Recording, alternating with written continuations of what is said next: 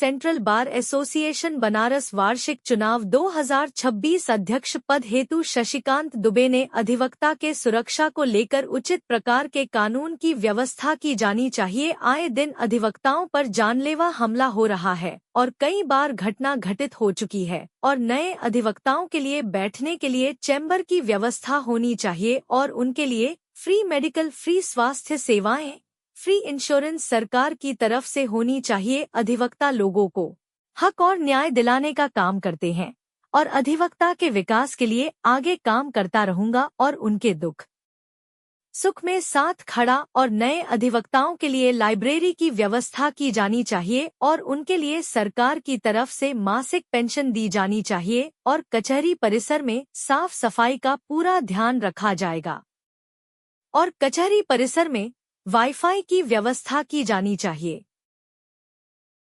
श्रीमान जी, आप अपना परिचय दीजिए। मेरा नाम शशिकांत दुबे है। मैं 2023 में महामंत्री सेंट्रल बार था। हाँ। और इस समय वर्तमान समय में अध्यक्ष दी सेंट्रल बार एसोसिएशन का चुनाव लड़ रहा हूँ।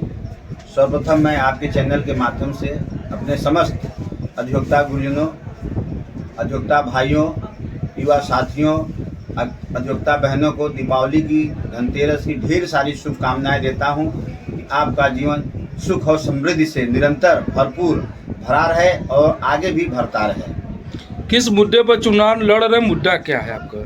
मुद्दा हमारा ये है, मैं जब महामंत्री था कई मुद्दे थे, कई मुद्दे हमने समाप्त कराए। जैसे एक मुद्दा था सीवर का और रास्ते का। जिला पंचायत भवन से सीधे गेट तक जाने की स्थिति बदतर थी। अगर बरसात हो जाता तो घुटनों घुटनों भर पानी भरा रहता था और जाने आने में दिक्कत होती थी। महामंत्री बना, उस महामंत्री काल में हमने उसको खत्म करा दिया। 35 लाख रुपया मैं लाया। दयालु जी थे मंत्री हम लोग के, उन्होंने आग्रह किया, उन्होंने दिया, परेशानी को समझा, सीवर लगा और वो पूरा इंटरलॉकिंग का कार्य हुआ, जिससे आज के दिन में कितना भी पानी बारिश हो जाए अधिवक्ता समुदाय निरंतर आराम से आ जा सकता है। दूसरा काम था, बगल में कलेक्ट्रेट के सामने आपने देखा होगा कि छोटे छोटे टीन झुग्गियों टाइप लगे रहते थे, देखने में बड़ा बेकार लगता था। उसको भी हमने अपने कार्यकाल में पूरा करवाया और 40 लाख रुपया आया और पूरा नीचे इंटरलॉकिंग हुआ, पूरा एक टीन सेट हुआ जो है। लेकिन अभी भी हमारे अधिवक्ताओं भाइयों की समस्याएं बरकरार है। बरकरार क्या है, हमारे युवा अधिवक्ताओं के लिए बैठने की जगह नहीं है। पहले तो मेरा मिशन रहेगा कि मैं होऊंगा तो अपने युवा अधिवक्ताओं के लिए बैठने की जगह करूंगा और वो जगह कैसे होगा, मैं शासन से आग्रह करूंगा, चाहे जैसे होगा लाऊंगा और उसी जगह पे पक्का भवन बनाने का कार्य किया जाएगा, जिससे फर्स्ट फ्लोर, सेकंड फ्लोर ऐसे करके उस पर बैठेंगे, उसके ऊपर जो भी होगा चैम्बर जैसे होगा बनेगा। तो पहला मेरी समस्या है कि अधिवक्ताओं के बैठने की व्यवस्था होगी। दूसरी समस्या है कि आए दिन अधिवक्ताओं के साथ वाद विवाद हो जाता है और मनबड़ पुलिस अधिकारी निरंतर परेशान करते रहते हैं। उसको मैं प्रशासनिक माध्यम से उसको सही करूंगा कि अगर अधिवक्ता के खिलाफ कोई भी कार्रवाई होती है, पहले आप बार को सूचित करिए और मेरे बार को सूचना देने के उपरांत ही आप कुछ करेंगे और मेरा निर्णय लेने के बाद ही करेंगे। मैं उनके सामने शर्त रखूंगा कि अगर आप बिना करते हैं तो उसके लिए अंजाम भुगतने के लिए आप तैयार रहेंगे और सारी लायबिलिटी आपकी होगी। अगर अधिवक्ता के खिलाफ कोई एप्लीकेशन पड़ता है और आपके संज्ञान में आता है तो पहले हमारे बार को सूचना दे, हमको सूचना दे, हमारे पदाधिकारी को सूचना दे, हम लोग बैठ के डिस्कस करेंगे। प्रथम दृष्टया चाहेंगे कि वह मामला पटाक्षेप हो जाए, नहीं होता है तब उसके बाद जो होगा वो विधिसंगत कार्रवाई किया जाएगा।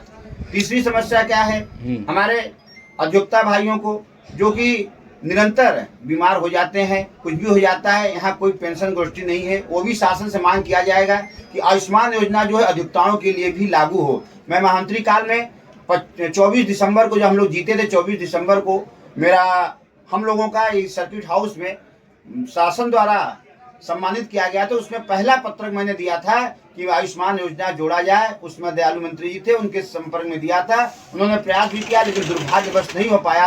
वह मिशन हमारा अधूरा है। अगर हमें जनता देती है, हमारे अधिवक्ता भाई हमको उस कुर्सी बैठाते हैं, तो वह भी मेरा मिशन है, वह भी मैं पूरा करूंगा। आयुष्मान योजना से भी जोड़ने का कार्य करूंगा और उसके साथ भी अन्य जो भी कामें हैं, जो भी अधिवक्ता भाई हमारे संज्ञान में लाएंगे, मैं निरंतर उनके लिए सेवा करता रहूंगा।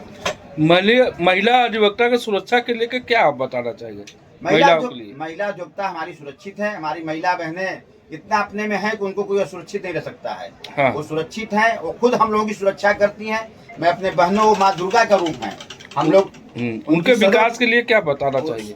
उनके लिए एक अलग से चैम्बर बनाने का प्रयास किया जाएगा। हाँ। जो कि पहले एक चैम्बर था, महिलाओं का चैम्बर था, हाँ। जो 7 तल्ला बिल्डिंग बन गया।